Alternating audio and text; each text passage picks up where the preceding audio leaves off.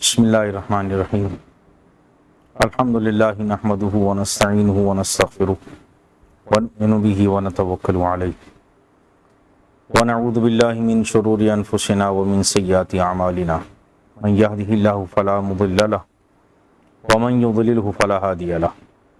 ونشہد ان لا الہ الا اللہ وحدہ لا شریک لہ ونشہد ان سیدنا ونبینا وشفیعنا ومولانا محمد عبدہ ورسولہ اما بعد فاعوذ باللہ من الشیطان الرجیم بسم اللہ الرحمن الرحیم قل لا اسألکم علیہ اجرا الا المودۃ فی القربى صدق اللہ مولانا العظیم وصدق رسولہ النبی الکریم الامین صلی اللہ علی النبی الامی وآلہ صلی اللہ علیہ وسلم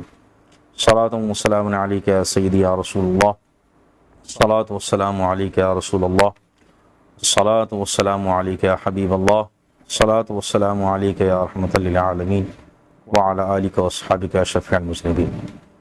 عزیزان گرامی قدر، آج ہم گفتگو کریں گے سیدنا امام حسین رضی اللہ تعالیٰ عنہ کے بارے میں، جو اسلام کے ایک عظیم سپوت ہیں اور ساری دنیا آپ کو شہید کربلا کے نام سے جانتی۔ امام حسین رضی اللہ تعالیٰ عنہ کا تعلق سادات کے خاندان سے ہے، بلکہ یوں کہنا چاہیے کہ اصل سادات کی آپ ہی ہیں۔ آپ رسول کریم صلی اللہ تعالیٰ علیہ وسلم کے نواسے ہیں۔ آپ کی والدہ ماجدہ خاتون جنت بی بی فاطمہ الزہرا رضی اللہ تعالیٰ عنہا رسول کریم صلی اللہ علیہ وسلم کی چھوٹی اور سب سے شہیدی صاحبزادی تھیں۔ آپ کے والد ماجد سیدنا علی المرتضیٰ رضی اللہ تعالیٰ عنہ، آپ کے والد ماجد سیدنا علی رضی اللہ تعالیٰ عنہ، اور رسول کریم صلی اللہ تعالیٰ علیہ وسلم نے خود اپنی زبان مبارک سے آپ کی فضائل کے اندر بہت ساری بشارتیں ارشاد فرمائی۔ حضرت امام حسین رضی اللہ تعالیٰ عنہ کی ولادت 5 شعبان سن 4 ہجری کو ہوئی، اور امام حاکم مستدرک میں فرماتے ہیں کہ آپ کی ولادت 6 ہجری کے اندر ہوئی ہے۔ آپ حضرت علی رضی اللہ تعالیٰ عنہ کے دوسرے صاحبزادے ہیں۔ آپ کی جب ولادت ہوئی، آپ کی ولادت کے بعد حضرت علی رضی اللہ تعالیٰ عنہ نے آپ کا نام تجویز فرمایا، لیکن رسول کریم صلی اللہ تعالیٰ علیہ وسلم آپ کے گھر تشریف لائے۔ آپ نے سیدنا امام حسین رضی اللہ تعالیٰ عنہ کا نام حسین ارشاد فرمایا، اور اس سے پہلے حضرت امام حسین رضی اللہ تعالیٰ عنہ کے بڑے بھائی سیدنا امام حسن رضی اللہ تعالیٰ عنہ کی جب ولادت ہوئی تھی تو اس وقت حضور علیہ الصلوۃ والسلام نے حضرت امام حسن کا نام تجویز فرمایا تھا، اور آپ نے ان کا نام امام حسن رکھا تھا۔ تو آپ نے یہ نام حسن اور حسین خود تجویز فرمائے، اور فرمایا کہ میں نے یہ نام حضرت ہارون علیہ السلام کے صاحبزادوں شبر اور شبیر کی نسبت سے رکھیں۔ امام حسین رضی اللہ تعالیٰ عنہ کی شخصیت دین اسلام میں بڑی اہم اور بڑی اونچی حیثیت کے حامل ہے۔ سرکار دو عالم صلی اللہ تعالیٰ علیہ وسلم کو جبریل امین نے آ کر یہ خبر دی کہ امام حسین رضی اللہ تعالیٰ عنہ کو آپ کی امت کے کچھ شریر لوگ شہید کر دیں گے۔ تو اس وقت سے سرکار دو عالم صلی اللہ علیہ وسلم آپ سے بے پناہ محبت فرماتے تھے، اور آپ نے بارہا صحابہ کرام کے سامنے اس بات کا تذکرہ فرمایا کہ میری امت کے شریر لوگ میرے اس بیٹے کو شہید کر دیں گے۔ تو یہ بات صحابہ کرام کے اندر عام تھی کہ سیدنا امام حسین رضی اللہ تعالیٰ عنہ کو شہید کیا جائے گا، لیکن حضور علیہ الصلوۃ والسلام نے کوئی تاریخ اور کوئی سن وغیرہ بیان نہیں فرمایا تھا۔ تو اس حوالے سے معلومات مبہم تھیں صحابہ کرام کے نزدیک، لیکن سرکار دو عالم صلی اللہ علیہ وسلم نے اپنے بہت ہی خاص حضرات کو تمام تفصیل سے آگاہ بھی فرمایا تھا، جس کا بہت ساری کتابوں کے اندر تذکرہ ملتا ہے۔ سیدنا امام حسین رضی اللہ تعالیٰ عنہ کے بے شمار القابات ہیں، جن میں سے مشہور سید الشہداء، دافع، ذکی، نافع، پیکر شجاعت، شہید کربلا، اور اس کے علاوہ بھی بہت سے القابات ہیں جو آپ کے مشہور ترین القابات میں سے ہیں۔ سیدنا امام حسین رضی اللہ تعالیٰ عنہ نے رسول کریم صلی اللہ علیہ وسلم کی اپنی خدمت میں اپنی زندگی کے 5 یا 6 سال گزارے، اور آپ نے بہت سی باتیں حضور علیہ السلام سے سیکھی۔ سرکار علیہ السلام کی وصال کے وقت آپ کی عمر شریف 5 یا 6 سال تھی، اور آپ کو حضور علیہ السلام کا زمانہ اور حضور علیہ السلام کی عادت و اطوار یاد تھی۔ آپ کے فضائل میں بہت ساری احادیث وارد ہیں۔ ایک حدیث مبارکہ میں سرکار علیہ السلام نے ارشاد فرمایا کہ میرے یہ دونوں بیٹے یعنی امام حسن اور امام حسین یہ جنت کے نوجوانوں کے سردار ہوں۔ تو یہ حدیث حضرات حسنین کریمین رضوان اللہ تعالی علیہم اجمعین کی فضیلت میں مشترک حدیث ہے، اور اس کے علاوہ بھی سرکار علیہ السلام نے مختلف مواقع پر آپ کی بہت سارے فضائل بیان فرمائے۔ مفسرین کرام یہ جو آیت کریمہ قُل لا اسألکم علیہ اجرا الا المودۃ فی القربی، اس آیت کریمہ کے تحت مفسرین کرام تحریر فرماتے ہیں کہ جب یہ آیت کریمہ نازل ہوئی آپ نے صحابہ کرام کو یہ آیت کریمہ پڑھ کر سنائی، تو صحابہ کرام دریافت کیا حضور یہ ارشاد فرمائی کہ جو قربا جن کا یہاں پر ذکر کیا گیا وہ قربا کون ہے؟ تو سرکار علیہ السلام نے سیدنا علی رضی اللہ تعالیٰ عنہ، حضرت فاطمہ الزہرا اور امام حسن اور امام حسین رضی اللہ تعالیٰ عنہم اجمعین کا یہاں پر ذکر فرمایا، اور فرمایا کہ یہ ہیں میرے وہ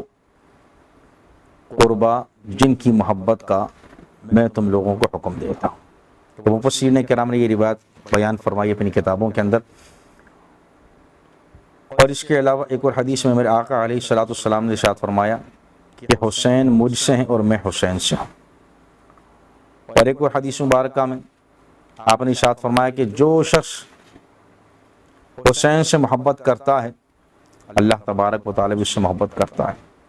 اور آپ نے ایک مرتبہ دعا بھی فرمائی یا اللہ جو ان سے محبت کرے تو ان سے محبت فرمائے، اور جو ان سے بغض رکھے تو بھی ان سے محبت نہ فرما۔ یہ احادیث مبارکہ یہ باور کرانے کے لیے واضح ہے کہ سیدنا امام حسین رضی اللہ تعالیٰ عنہ کا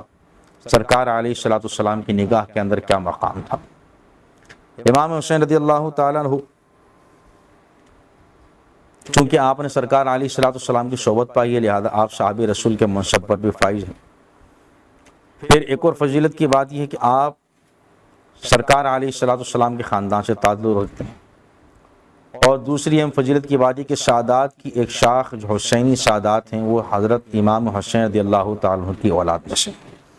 حضور علیہ السلام نے حضرات حسین کریمین کی اولاد کو اپنی اولاد قرار دیا، اور ان دونوں کو اپنا بیٹا ارشاد فرمایا، پر بار بار یہ ارشاد فرمائے۔ تو جو ان کی نسل سے ہے وہ سرکار علیہ السلام کی اولاد کہلاتا ہے، یعنی جو ان دو حضرات کی نسل ہے وہ سرکار علیہ السلام کی اولاد ہے، اور ان دو حضرات کی اولاد سادات کہلاتی ہے۔ جتنے سادات دنیا کے اندر ہیں سب انہی دونوں حضرات کی اولاد میں سے۔ امام حسین رضی اللہ تعالیٰ عنہ نے سرکار علیہ السلام کی وصال کے بعد مدینہ طیبہ میں اور اس کے علاوہ قرب و جوار میں آنے والے صحابہ کرام کی صحبت سے بہت فیض حاصل کیا، بڑا علم آپ نے حاصل کیا، اور تقریباً 27 کے قریب احادیث کتب حدیث میں آپ سے بیان کی جاتی، اور خاص طور پر ایک حدیث بڑی فضیلت کی اور بڑی اہمیت کے حامل ہے جو ابن ماجہ نے اپنی کتاب کے اندر درج کی ہے، اور اس کی سند کے بارے میں یہ کہا جاتا ہے کہ یہ جو سند ہے یہ اہل بیت اطہار کے امام کے ناموں پر مشتمل ہے، اور اس سند کو اگر کسی مجنون یا دیوانے پر صحیح طریقے سے پڑھ کر پھونکا جائے تو وہ دیوانہ یا پاگل آدمی وہ صحیح ہو جائے گا، اس کو تندرستی حاصل ہو جائے گی۔ یہ اہل بیت رضی اللہ تعالیٰ عنہم کی فضیلت کا عالم ہے کہ صرف ایک سند کے اندر علماء کرام نے اس فضیلت کو بیان فرمایا کہ صرف سند کے اندر، یعنی جس کے اندر اہل بیت اطہار کے نام ہیں،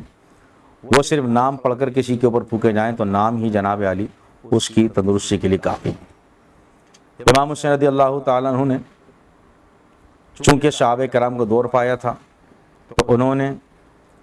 صحابہ کرام رضوان اللہ تعالیٰ اجمعین کا جہاں جہاں تک ہو سکا آپ نے ان کے ساتھ ساتھ امریکہ رہے، اور خصوصاً سیدنا علی رضی اللہ تعالیٰ کے ساتھ ساتھ رہ کر انہوں نے بہت کچھ سیکھا۔ آپ کی زندگی کا سب سے اہم دور اس وقت شروع ہوتا ہے جب سیدنا علی رضی اللہ تعالیٰ کی شہادت ہوئی، اور اس کے بعد امیر معاویہ رضی اللہ تعالیٰ عنہ مسند خلافت پر جلوہ افروز ہوئے۔ امام حسن رضی اللہ تعالیٰ عنہ نے منصب خلافت ان کے حوالے کر دیا،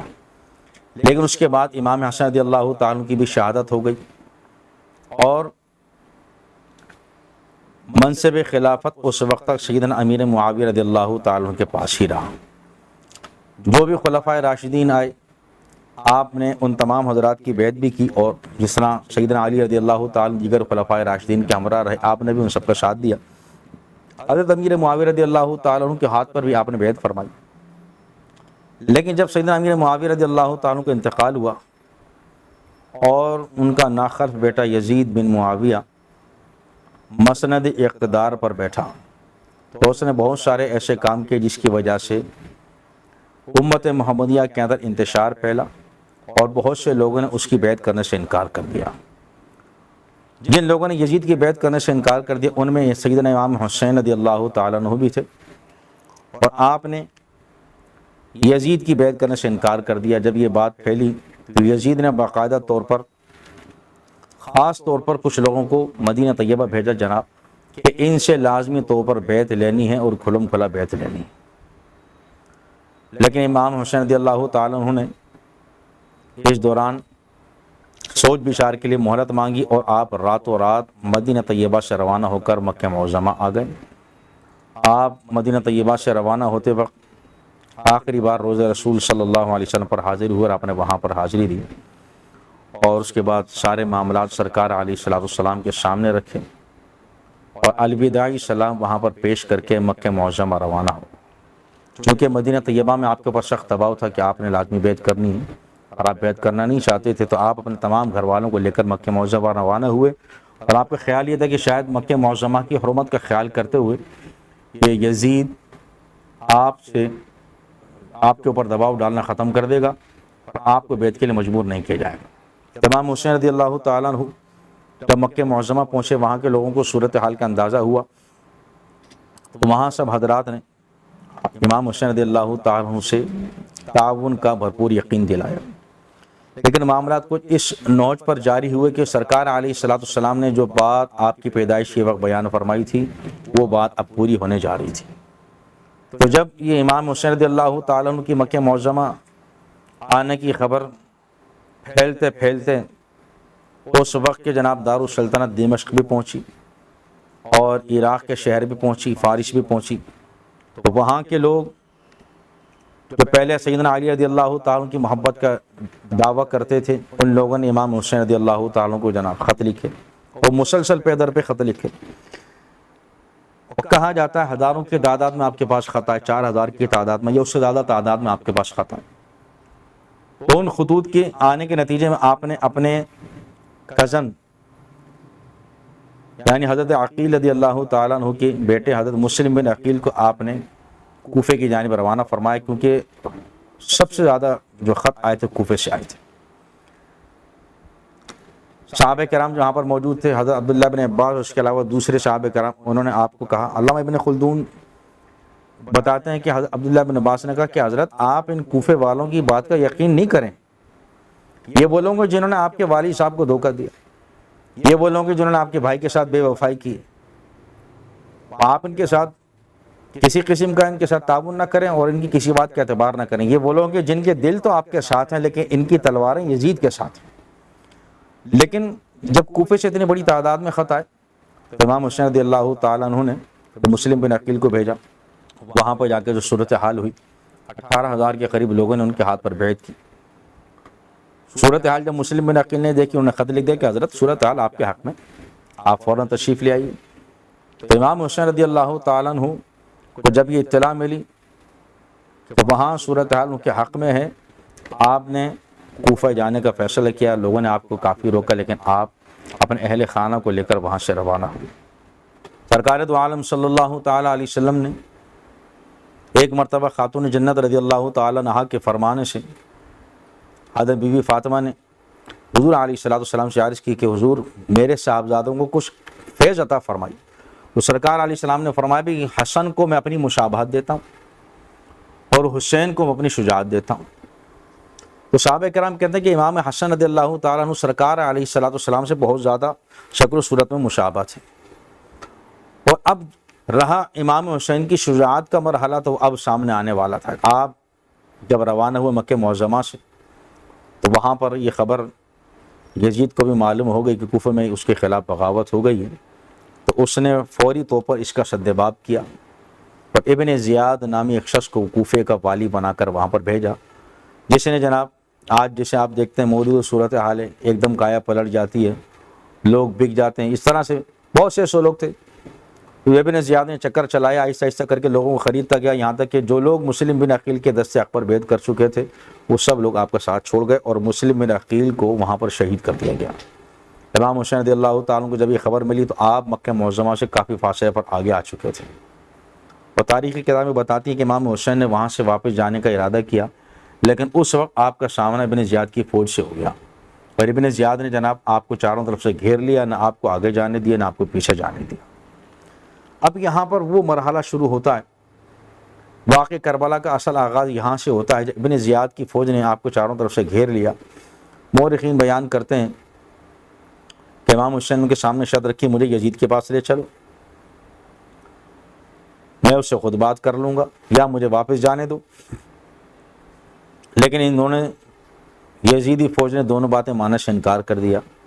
اور مجبوراً امام حسین رضی اللہ تعالیٰ کو جنگ لڑنی پڑی. ہماری تاریخی کتابیں جو قدیم کتابیں اس وقت بڑی بڑی کتابیں شمار کی جاتی ہیں وہ واقع کربلا کی تفصیل سے خالی ہیں. جس طرح آج واقع کربلا بیان کیا جاتا ہے تو اس طرح جو روایت بیان کی جاتی ہیں ہم اہل سنت کے نزدیک ایسی روایات مستند نہیں ہیں جس کے میں بتایا جائے جناب کہ ایک سوار نکلا، امام حسین نے اس کو روانہ کیا، انہوں نے جناب یہ شعر پڑھا، پھر اس طرح سے اس کو مارا، پھر مقابلہ ہوا، انہوں نے اس کو پٹخا، انہوں نے اس کو مطلب اس طرح کی روایت آپ دیکھیں. ذہن کے اندر سوال آتا ہے کہ آخر کون ایسا آدمی تھا بھائی جو وہاں پہ سب یہ منظر کشی کر رہا تھا وہاں پہ بیٹھ کے، کوئی تاریخ لکھنے والا تھا وہاں پہ کوئی موجود نہیں تھا، اس طرح کی باتیں کون بیان کر رہا ہے؟ تو اس طرح کی جتنی روایت ہیں یہ ہمارے نزدیک معتبر نہیں ہے، یہ مستند روایت نہیں ہے، یہ تو ایسی کہانیاں ہیں جو شامل کر دی گئی ہیں زبردستی. امام حسین رضی اللہ تعالیٰ کی جو فضیلت ہے وہ اس سے کہیں بلند ہے کہ آپ کی شان بیان کرنے کے لیے ہم من گھڑت روایت کے سہارا لیں. اعلیٰ حضرت رحمۃ اللہ تعالیٰ علیہ سے یہ سوال کیا گیا کہ حضور یہی ارشاد فرمائی کہ واقع کربلا جو آج کل مجالس کے اندر پڑھ کر سنائی جاتی ہے اس کا سننا کیسا ہے اور کیا مستند روایت اس بارے میں؟ تو آپ نے ایسی تمام روایت کو سننے سے منع فرمایا، بلکہ آپ نے یہاں فرمایا کہ اگر آپ نے کوئی بات بیان کرنی ہے تو اس بارے میں میرے بھائی حسن رضا کی کتاب ہے، یا تو اس سے دیکھ کر آپ کوئی واقعہ بیان کریں، یا پھر شاہ عبدالعزیز محدث دہلوی رحمۃ اللہ تعالی علیہ کی کتاب ہے جو واقع کربلا پر لکھی، آپ اس کو دیکھ کر واقع کربلا بیان کریں. شاہ عبدالعزیز محدث دہلوی رحمۃ اللہ تعالی نے واقع کربلا پر کتاب لکھی. آپ کو جان کر حیرت ہوگی کہ انہوں نے واقع کربلا، پورا واقع کربلا یعنی 7 محرم الحرام سے لے کر 10 محرم الحرام، امام علی مقام اور آپ کے ساتھیوں کی شہادت کا جتنا دور ہے وہ سب کا سب 4 دن کا انہوں نے صرف 2.5 صفحات میں بیان فرما دی. اور آپ نے فرمایا کہ بھائی جتنی اس کے علاوہ جو روایات ہیں جس طرح لوگ بیان کرتے ہیں تقریروں کے اندر، یہ روایت معتبر نہیں ہے، یہ مستند روایت نہیں، سب جھوٹی روایت ہے. واقعہ کیا ہے کہ جب یزیدی فوج نے امام حسین کو گھیر لیا اور انہوں نے کسی طریقے سے بھی ان کو آگے نہ جانے دیا اور ان کا کھانا پانی بند کر دیا اور ان کو جناب اس کربلا کے میدان کے اندر ٹھہرنے پر مجبور کر دیا اور امام حسین کی انہوں نے کوئی بات نہیں سنی اور ان کو بس یہی حکم تھا جناب ان کو ختم کر دینا ہے معاذ اللہ، تو انہوں نے جناب 10 محرم کو امام حسین رضی اللہ تعالیٰ کی خاندان والوں پر حملہ کیا. امام حسین رضی اللہ تعالیٰ نے مقابلہ کیا، جہاں تک مقابلہ کر سکتے تھے وہاں تک آپ نے مقابلہ کیا اور آپ کے رفقائے کار جو بھی تھے انہوں نے بھی مقابلہ کیا اور کچھ قرب و جوار کے لوگ بھی آئے انہوں نے بھی مقابلہ کیا جن کے نام تاریخی کتابوں میں موجود ہیں. اور یہ چند گھنٹوں کا ایک وقت تھا، جمعہ کا دن تھا، سب جانتے ہیں جمعہ کا دن تھا، فجر کی نماز سے لے کر جمعے کی نماز تک کا جو وقت ہے 4-5 گھنٹے ہوتے ہیں، ان 4-5 گھنٹوں کے اندر یزیدی فوج نے امام حسین رضی اللہ تعالیٰ عنہ اور آپ کے رفقاء کار کے اوپر سخت حملہ کیا اور آپ کو اور آپ کے ساتھیوں کو شہید کر دیا۔ یہ ایک انتہائی شرمناک اور افسوسناک واقعہ تھا تاریخ اسلام کے اندر، جس نے یزید کی ساکھ کو اور گرا دیا۔ امام عالی مقام کی شہادت 10 محرم الحرام 61 ہجری کو ہوئی، اور آپ کی اولاد کے اندر سیدنا امام زین العابدین باقی رہے، اور امام حسین رضی اللہ تعالیٰ کی اولاد پہ انہی کے ذریعے سے آگے چلی۔ تو امام حسین رضی اللہ تعالیٰ کا یہ واقعہ کربلا ہے، اس کے اندر بس یہی مختصر روایت جو ہیں وہ درست ہیں، اس کے علاوہ جو بھی مستند روایت ہیں ہمارے علماء کرام نے ان سب کو من گھڑت قرار دیا۔ اب یہاں پر ہمارے بہت سارے لوگ امام حسین رضی اللہ تعالیٰ کے بارے میں مختلف باتیں کرتے ہیں کہ امام حسین کا مقصد یہ تھا کہ اقتدار حاصل کر لیں، یہ امام حسین کا مقصد تھا کہ جناب یزید سے لڑنے کے لیے جا رہے ہیں۔ آپ سوچنے کا مقام ہے، امام حسین جب روانہ ہوئے تو آپ کے ساتھ آپ کے خاندان کے جو لوگ تھے، ٹوٹل مردوں کی تعداد جو 72 بیان کی جاتی ہے، اور اس کے علاوہ چند خواتین تھیں، ان 200 افراد بھی آپ کے ساتھ نہیں تھے۔ تو جو شخص اقتدار حاصل کرنے کے لیے جائے، لڑائی کے لیے جائے، کیا وہ 150-200 آدمیوں کو ساتھ لے کے جائے گا؟ ایسا کچھ نہیں تھا۔ صرف بات یہ ہے کہ ان کو زبردستی اس مقام پر روکا گیا، دھوکے سے ان کو بلایا گیا، جن لوگوں نے ان کو خط لکھے انہی لوگوں نے ان کے ساتھ غداری کی، انہی لوگوں نے ان کو دھوکہ دیا۔ اور مثل مشہور ہے ایک طویل عرصے سے، الکوفی لا یوفی، کہ کوفے والے کبھی بھی وفادار نہیں ہوتے، اور انہوں نے ثابت کر دیا کہ کوفے والے کبھی وفادار نہیں ہوتے۔ انہوں نے امام عالی مقام کو خط لکھ کر بلایا، دھوکہ دیا، اور یہی لوگ امام حسین رضی اللہ تعالیٰ کی شہادت کے ذمہ دار ہیں، اور یہی لوگ یزیدی فوج کے ساتھ مل کر ساری کارروائی کے اندر امام عالی مقام کے خلاف صف آرا تھے۔ امام حسین رضی اللہ تعالیٰ کو اور یزید کا کچھ لوگ آپس میں تقابل بھی کرتے ہیں، جناب کہ یزید خلیفہ وقت تھا، اس کے خلاف خروج نہیں کرنا چاہیے وغیرہ وغیرہ۔ تو میں آپ کو بتاتا ہوں خروج تو امام حسین نے کیا نہیں تھا، باقی رہ گیا یزید کی اس بات کا تعلق کہ وہ خلیفہ برحق تھا یا نہیں۔ ہمارے علماء کرام نے اس بارے میں مفصل بحثیں کی ہیں تاریخی کتابوں کے اندر، اور یہ بات بیان کی ہے کہ یزید خلافت کا کسی بھی طریقے سے حقدار نہیں تھا، وہ زبردستی منصب خلافت پر بیٹھا، اور مسلمانوں میں اکثریت نے مسلمانوں میں اس کی بیعت نہیں کی۔ صحابہ کرام میں بھی کچھ شخصیات نے بیعت کی، لیکن جب انہوں نے اس کے کرتوت دیکھے تو انہوں نے اس سے بیعت توڑ دی۔ اور کچھ لوگ جناب یزید کے بارے میں کہتے ہیں جی کہ وہ جنتی تھا، اور یہ روایت پیش کرتے ہیں جناب کہ حدیث قسطنطنیہ مشہور، جو قسطنطنیہ جس نے فتح کر لیا وہ جنتی ہے۔ وہ لوگ کہتے ہیں جی وہ اگر یزید اس لشکر میں شامل تھا جس نے قسطنطنیہ فتح کیا تھا تو جہنم میں کیسے جائے گا؟ اب یہ ایک ایسی بات ہے، یہاں پر آ کر جو ایک ناواقف ہمارے بھولے بھالے سنی ہوتے ہیں ان کے ذہن تھوڑا سا ڈاؤن ڈول ہو جاتا ہے۔ یاد رکھنے کی بات یہ کہ حضور علیہ الصلوۃ والسلام نے یہ فرمایا، حدیث مبارکہ میں جو الفاظ ہیں وہ یہ ہیں کہ جس نے قیصر کے شہروں پر سب سے پہلا حملہ کیا وہ لشکر جنتی ہے اور اس کی مغفرت کر دی گئی۔ پھر آپ نے ایک دوسرے لشکر کی بشارت دی کہ جس نے سب سے پہلا لشکر سمندر کے اندر اتارا جہاد کے لیے، جو اس لشکر میں شامل ہوا وہ بھی جنتی، ان سب کی مغفرت کر دی گئی۔ کسی حدیث میں حضور علیہ الصلوۃ والسلام نے قسطنطنیہ کا نام نہیں لیا، یہ قسطنطنیہ کا نام لوگوں نے اپنی جانب سے ٹھوک دیا، یعنی کسی حدیث میں قسطنطنیہ کا نام نہیں آیا۔ جو حدیث مبارکہ وہ یہ کہ قیصر کے شہروں پر جو حملہ کرے گا اور سب سے پہلے حملہ کرے گا تو قیصر روم، قیصر سے مراد ہے قیصر روم، یعنی یورپ کا جو بادشاہ تھا قیصر روم کہلاتا تھا، تو اس کے شہروں پر سب سے پہلا حملہ کب ہوا؟ حضرت عمر فاروق رضی اللہ تعالیٰ کے دور کے اندر یہ پہلا حملہ ہوا جناب عالی۔ 32 ہجری کے اندر سب سے پہلا حملہ ہوا جب حضرت امیر معاویہ رضی اللہ تعالیٰ عنہ اپنے بڑے بھائی یزید بن ابو سفیان کی سربراہی کے اندر جناب اس علاقے کے اندر لشکر کشی کر رہے تھے۔ پھر اس کے بعد یہ سلسلہ چلتا رہا۔ چوتھا حملہ ہوا جناب قیصر کے شہروں پر 49 ہجری کے اندر۔ ان 4 لشکروں کے اندر یزید کسی بھی لشکر کے اندر شامل نہیں تھا۔ حضرت عثمان غنی رضی اللہ تعالیٰ کے دور کے اندر 3 حملے ہوئے قیصر روم کے شہروں پر، اور ان 3 حملوں کے اندر یزید کسی بھی جناب لشکر کے اندر شامل نہیں تھا۔ البدایہ والنہایہ کے اندر تمام تر تفاصیل موجود ہیں، اور ان کے مطابق یہ جو حملے ہوئے 32 ہجری سے لے کر 49 ہجری تک یا 48 ہجری تک، اس کے اندر یزید کسی لشکر میں شامل ہے۔ ہاں 50 ہجری میں جو لشکر جس نے حملہ کیا قیصر روم کے شہر پر، اس میں یزید شامل تھا، لیکن وہ پہلا لشکر تو نہیں ہے نا بھائی، پہلے لشکر تو 32 ہجری میں حملہ کر چکا اور حضور علیہ السلام کی بشارت حاصل کر چکا. تو اس لیے حدیث قسطنطنیہ بنا لینا یہ سراسر ایک ناانصافی ہے امام حسین رضی اللہ تعالیٰ عنہ کے ساتھ اور تاریخ کے ساتھ. یہ بات یاد رکھنے کی کہ حضور علیہ السلام نے قسطنطنیہ کا نام کسی حدیث میں نہیں لیا، بلکہ آپ نے فرمایا قیصر روم کے شہروں پر جو پہلا حملہ کرے گا جو لشکر، وہ سارا لشکر جنت ہے. اور وہ 32 ہجری میں ہوا اور اس وقت تک یزید جو تھا وہ 5 یا 6 سال کا تھا. تو اس لیے یزید کسی بھی طریقے سے اس حدیث کی بشارت کے اندر داخل نہیں ہوتا. اور اس کے علاوہ جو یزید کے کرتوت ہیں، اس کے بعد امام حسین رضی اللہ تعالیٰ عنہ کی شہادت ہوئی تو اس کے بعد یزید نے جناب مدینہ طیبہ پر حملہ کیا، مکہ معظمہ پر حملہ کیا. مدینہ طیبہ کے اندر معاذ اللہ جناب 10,000 عورتوں کے ساتھ زیادتی کی گئی. اب یزید کے کرتوت آپ ملاحظہ کریں، مدینہ طیبہ جس کے بارے میں میرے آقا علیہ السلام نے فرمایا کہ جس نے اہل مدینہ کو ڈرایا وہ جہنمی، اور مکہ معظمہ جس کی حرمت تو خود قرآن کریم کے اندر بیان کی گئی ہے،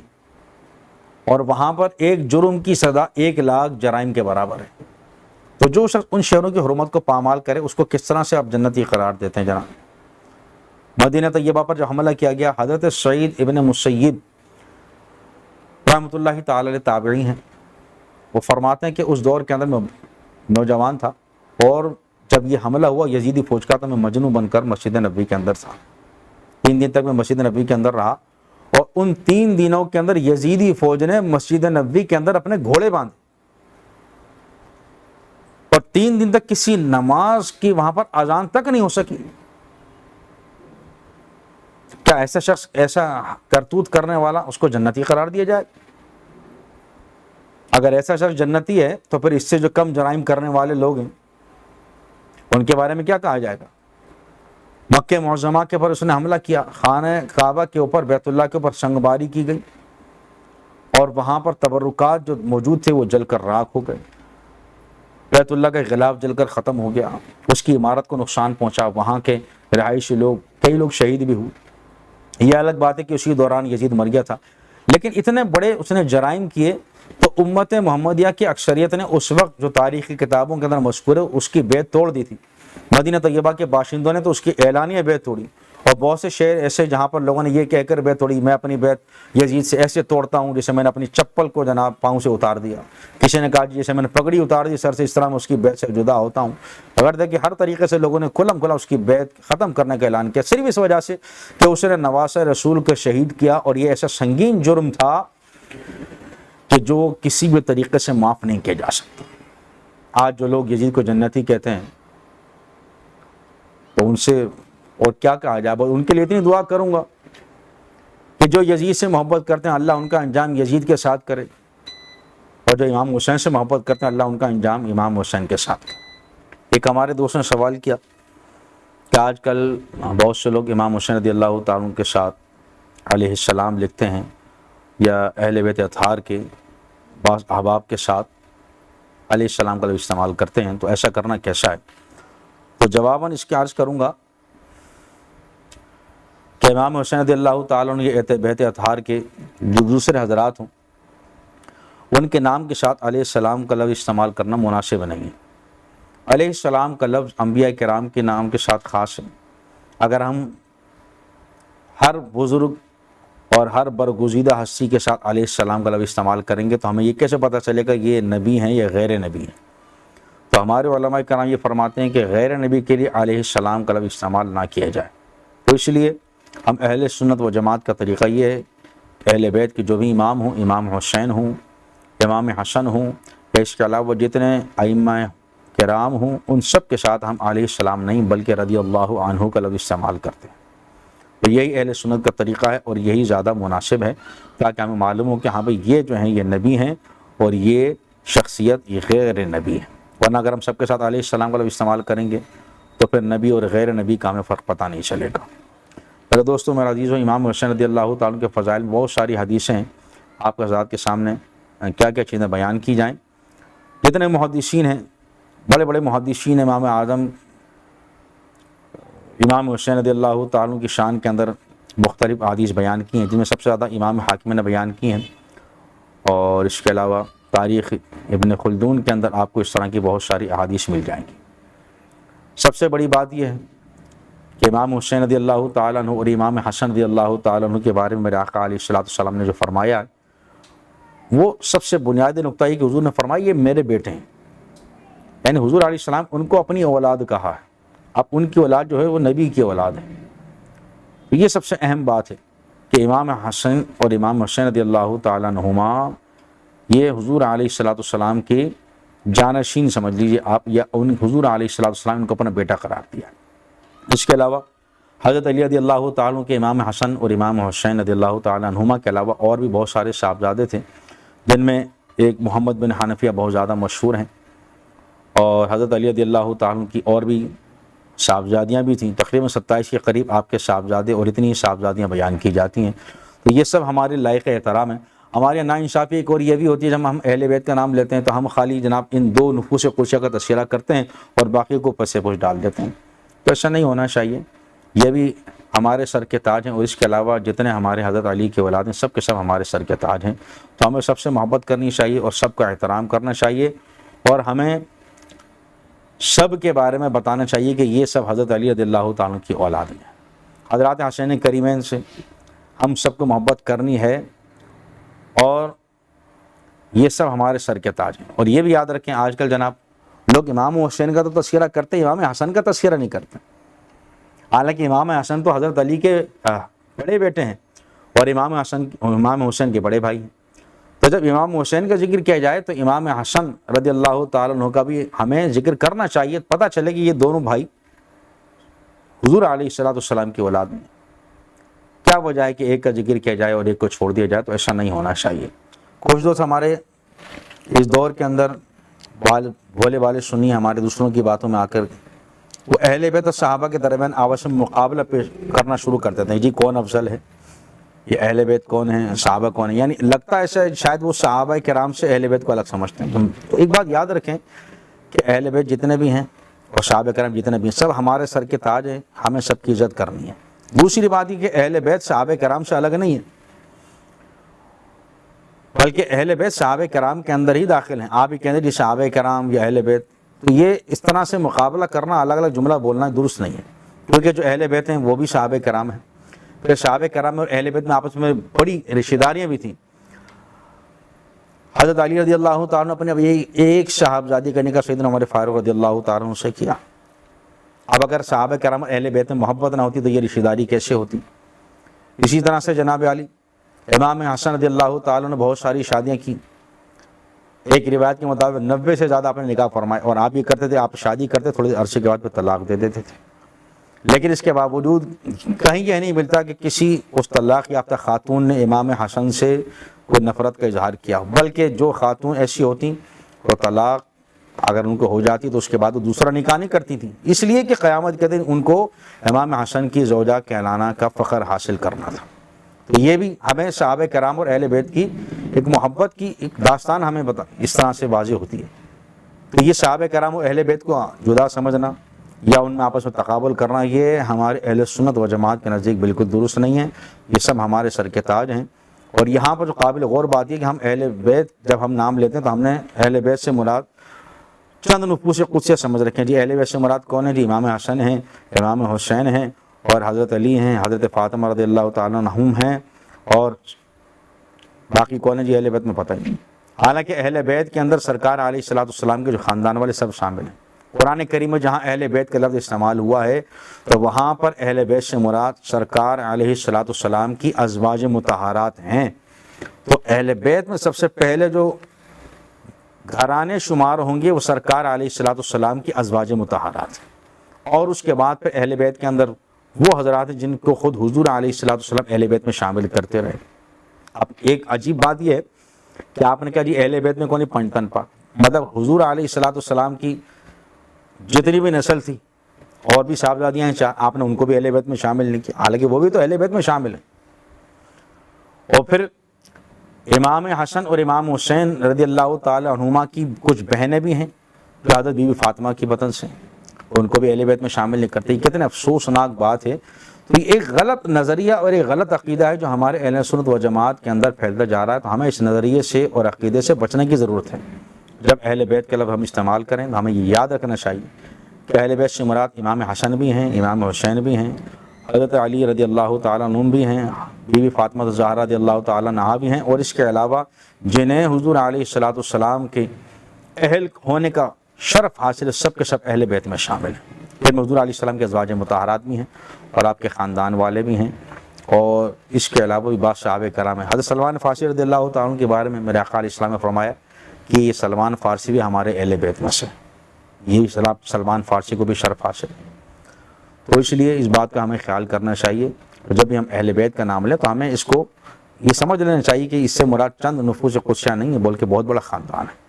اور اس موقع پر میں اپنے دوستوں سے یہ بھی کہنا چاہوں گا, اپنے سننے والوں سے, جو میرے دیکھنے والے ہیں, سننے والے لوگ ہیں, کہ محرم الحرام میں ہمارے بہت سے لوگ کچھ ایسے اعمال کرنے میں مصروف ہو جاتے ہیں جن کا اہل سنت و جماعت سے کوئی تعلق نہیں. سرکار علیہ الصلوۃ والسلام نے تو بارہا یہ فرمایا کہ سفید کپڑے پہنا کرو, اور آپ کو سفید کپڑے پہننا پسند تھے, یعنی سفید کپڑے پہننے کی آپ نے ترغیب دلائی. لیکن ہم یہ دیکھتے ہیں کہ اس کے برعکس لوگ جناب کالے کپڑے شوق سے پہنتے ہیں. کالے کپڑے پہننے کا رجحان جناب اہل سنت و جماعت میں بڑھتا چلا جا رہا ہے. حالانکہ ایسی کوئی روایت نہیں ہے کسی حدیث یا فقہ کی کتاب کے اندر جناب کہ محرم الحرام میں کالے کپڑے پہنے جائیں, بلکہ کالے کپڑے پہننے چاہیے.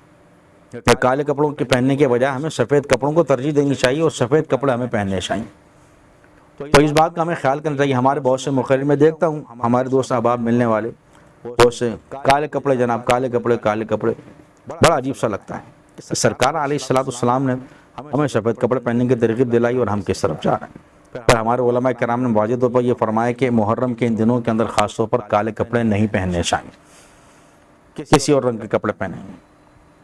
تو اس بات کا ہمیں سختی سے خیال کرنا چاہیے کہ جو ہمارے علماء کرام نے ہماری عمل کی اصلاح کے لیے جو بات فرمائی ہے, ہمیں اس پر عمل کریں. اسی طرح جناب بہت سے لوگ ہمارے تعزیے بنانے میں مصروف ہو جاتے ہیں, عالم بنانے میں مصروف ہو جاتے ہیں. اس بارے میں ہمارے علماء کرام کا آج سے نہیں برسوں سے متفقہ فیصلہ ہے کہ تعزیہ داری, جو مروجہ تعزیہ داری ہے اور مروجہ جس طرح سے عالم وغیرہ بنائے جاتے ہیں, جو ان کی جس طرح سے لوگ تشہیر کرتے ہیں, یہ سب ناجائز اور حرام اور گناہ ہے. اور یہ جس طرح سے یہ ماتم کیا جاتا ہے, ماتم کی بھی اسلام کے اندر کوئی شرعی حیثیت نہیں ہے, ماتم کرنا بھی حرام ہے. بہت سے لوگ جناب تماشے دیکھنے کے لیے پہنچ جاتے ہیں. ہمارے علماء کرام نے ایسے ماتم دیکھنے والے کے لیے بھی گناہ کا فتویٰ دیا کہ جو دیکھے گا وہ بھی حرام کا ارتکاب کر رہا ہے اور وہ بھی گناہ کا. تو ہمیں ماتم بھی نہیں کرنا چاہیے, نہ ماتم دیکھنا چاہیے. کالے کپڑے پہننے سے بچنا چاہیے ہمیں. اور افسوسناک بات یہ کہ ہمارے بہت سے ایسے دوست احباب ہیں جن کا تعلق نعت خوانی سے ہے, مقرر تقریر کے پیشے سے ہے. تو وہ لوگ بھی جناب ایسی مجالس کے اندر شریک ہو جاتے ہیں جو 2 نمبری لوگ کر رہے ہوتے ہیں. یہ بھی سخت گناہ ہے. اگر پیسے کی خاطر بندہ ان کے پاس چلا جائے گا تو اس کا دین کہاں جائے گا؟ کیا گارنٹی اس بات کی کہ بندہ گندگی کے اوپر بیٹھے گا اور گندگی کا اثر اس کو نہیں پہنچے گا؟ تو اس لیے ایسے نعت خوانوں سے خود بھی بچیں اور ایسے مقررین سے بچیں جو 2 نمبری لوگوں کی مجالس میں جاتے ہوں پیسے کی خاطر. ایسے لوگوں کو ہم اپنے پاس نہیں بلانا چاہیے اپنے جلسوں کے اندر, اور خود بھی ہمارے ان نعت خوانوں کو اور مقررین کو ایسے مجالس کے اندر نہیں جانا چاہیے. اور اس کے علاوہ ان محرم کے دنوں کے اندر بہت سے لوگ سمجھتے ہیں جناب خالی 10 محرم یا 9 محرم خالی اہمیت کے حامل ہیں اور صرف امام حسین کی اس حوالے سے یہ دن مشہور ہیں. تو ایسا نہیں ہے, بلکہ 10 محرم کی اپنی ایک الگ جگہ فضیلت ہے. یوم عاشورہ کہلاتا ہے, اور یوم عاشورہ کی فضیلت امام حسین رضی اللہ تعالیٰ عنہ کی ولادت سے پہلے سے ہے. سرکار علیہ الصلوۃ والسلام جب تک رمضان کے روزے فرض نہیں ہوئے تھے تو آپ عاشورہ کا روزہ رکھتے تھے. جب رمضان کے روزے فرض ہو گئے تو عاشورہ کا روزہ جو ہے وہ نفل ہو گیا. تو محرم کے دنوں میں خاص طور پر ہمیں ایسے کاموں سے بچنا چاہیے جن سے ہماری مشابہت دوسرے بد مذہبوں سے ہو جائے. بد مذہبوں سے اگر مشابہت ہو جائے گی تو یہ سخت گناہ ہے, اور ایسا کرنا اگر جناب کفر کی حد تک ہو تو پھر کفر میں داخل ہو جائے گا. اللہ تبارک و تعالی ہم سب کے عقائد و اعمال شریعت مطہرہ کے مطابق درست فرمائے, اور ہم سب کو اہل بیت اطہار کی, تمام صحابہ کرام کی سچی اور دائمی محبت عطا فرمائے، نبی کریم صلی اللہ علیہ وسلم کی سچی دائمی محبت عطا فرمائے۔ وما علینا الا البلاغ۔